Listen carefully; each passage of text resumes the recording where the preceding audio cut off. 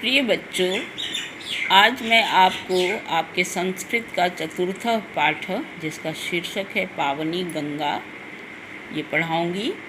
इसमें गंगा नदी के विषय में कुछ बातें बताई गई हैं।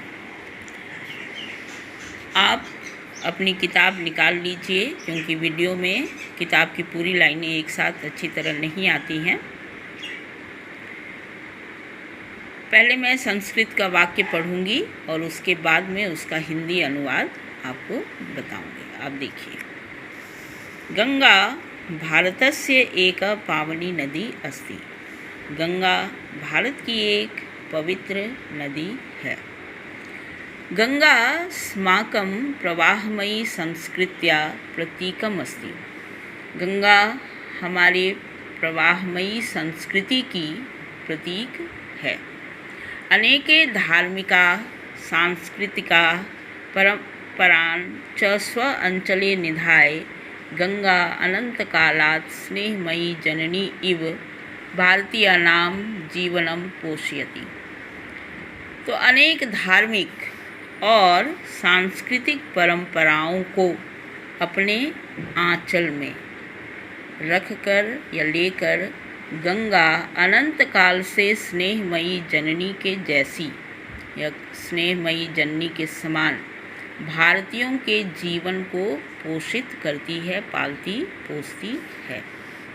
वस्तुतः गंगायाः बिना भारतस्य कल्पना न विधीयते। वास्तव में गंगा के बिना भारत की कल्पना नहीं की जा सकती है। गंगा भारत मातया शरीरम वात्सल्यमयी अविरला धारा च अस्ति।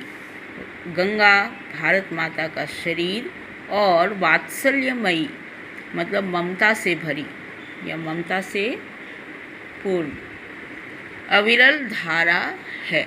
अविरल वैसी धारा को कहा जाता है, वैसे बहाव को कहा जाता है जो लगातार बहती रहती है। इस वाक्य का मतलब है गंगा भारत माता का शरीर और उसकी ममता का निरंतर बहने वाली उसकी ममता की निरंतर बहने वाली धारा है। इदं कथ्यते यत् राजा भगीरथ स्वपूर्वजानाम् उद्धाराय गंगा स्वर्गात् पृथ्व्याम् आनयत्। ऐसा कहा जाता है कि राजा भगीरथ अपने पूर्वजों के उद्धार के लिए, पूर्वज जो हमसे पहले जन्मे हैं, पहले जन्म लेने वाले, जैसे हमारे दादाजी के पिताजी, फिर उनके पिताजी, तो परिवार में ऐसे लोग जो हमसे पहले जन्मे हैं वे हमारे पूर्वज होते हैं। तो राजा भगीरथ अपने पूर्वजों के उद्धार के लिए, उद्धार मतलब मुक्ति, उनके मोक्ष के लिए गंगा को स्वर्ग से पृथ्वी पर लाए थे। गंगाया देव नदी सुरसरिता जाह्नवी भागीरथी इत्यादयः नामानि सन्ति। तो गंगा के देव नदी, सुरसरिता, जाह्नवी, भागीरथी इत्यादि नाम हैं। मतलब गंगा के और भी कई नाम हैं जिनमें यहाँ बताया गया देव नदी, सुरसरिता, जाह्नवी, भागीरथी। गंगाया उद्गम स्थलम गंगोत्री गोमुखम व अस्ति। गंगा का उद्गम स्थल जहाँ से गंगा उत्पन्न हुई, जहाँ से गंगा का जन्म हुआ, वो स्थल कहलाएगा, वो जगह कहलाएगी उद्गम स्थल। तो गंगा का उद्गम स्थल गंगोत्री या गोमुख है। इसके दो नाम हैं उद्गम स्थल के, गंगोत्री कहो या गोमुख। गोमुखात् भागीरथी नदी निर्गच्छति। गोमुख से भागीरथी या गंगा नदी निकलती है। देवप्रयाग नामकं स्थाने अलकनंदा नद्याः मिलित्वा गंगा रूपे प्रवाहिता भवति। वह देवप्रयाग नामक स्थान पर अलकनंदा नदी से मिलकर गंगा के रूप में बहती है। गंगायाः तटे हरिद्वारम, ऋषिकेशम, प्रयागः, वाराणसी इत्यादयः तीर्थस्थानी सन्ति। तो गंगा के तट पर, उसके किनारे हरिद्वार, ऋषिकेश, प्रयाग, वाराणसी इत्यादि तीर्थ स्थान हैं। यत्र, जहाँ सहस्र हजारों जनाः प्रतिदिनं स्नानं पूजनं च कुर्वन्ति, जहाँ हजारों लोग प्रतिदिन स्नान और पूजा करते हैं।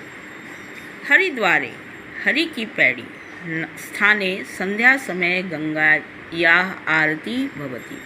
हरिद्वार में हरि की पैड़ी नामक स्थान पर संध्या समय पर, शाम के समय पर गंगा की आरती होती है।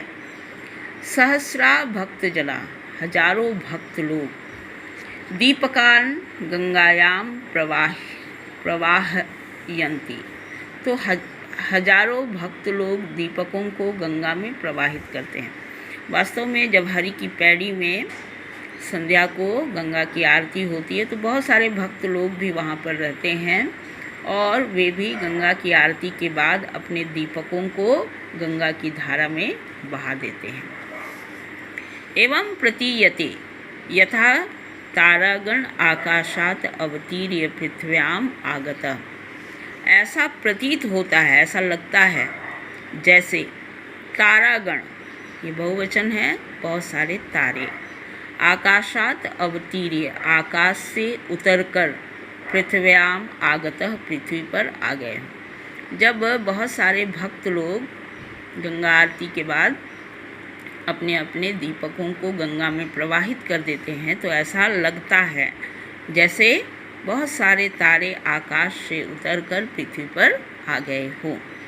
अतीव रमणीयम इदम दृश्यम भवति, बहुत ही सुंदर यह दृश्य होता है। हरिद्वारे प्रति द्वावर्षे कुंभ मेलापकम भवति, हरिद्वार में प्रति 12 वर्ष पर, हर 12वें वर्ष पर कुंभ मेला भवति, कुंभ का मेला होता है। यत्र विभिन्न स्थानेषु सहस्रा जना अत्र आगच्छन्ति गंगायाः शीतलम जले स्नानं च कुर्वन्ति, जिसमें उस कुंभ के मेला में विभिन्न जगहों से हजारों लोग आते हैं और गंगा के शीतल जल में स्नान करते हैं।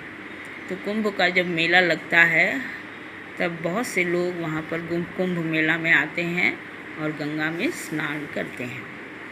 गंगायाः जलम अतीव पवित्रम अमृतम इव च मन्यते, गंगा का जल बहुत पवित्र और अमृत के जैसा माना जाता है। अस्याः जलम कदापि दूषितम न भवति, इसका जल कभी दूषित नहीं होता है, पानी कभी गंदा नहीं होता है। वयम अपि गंगा पावनताया रक्षायै प्रयासम कुर्याम, हम भी गंगा की पावनता की रक्षा के लिए प्रयास करें, या हमें भी गंगा की पवित्रता की रक्षा के लिए प्रयास करना चाहिए।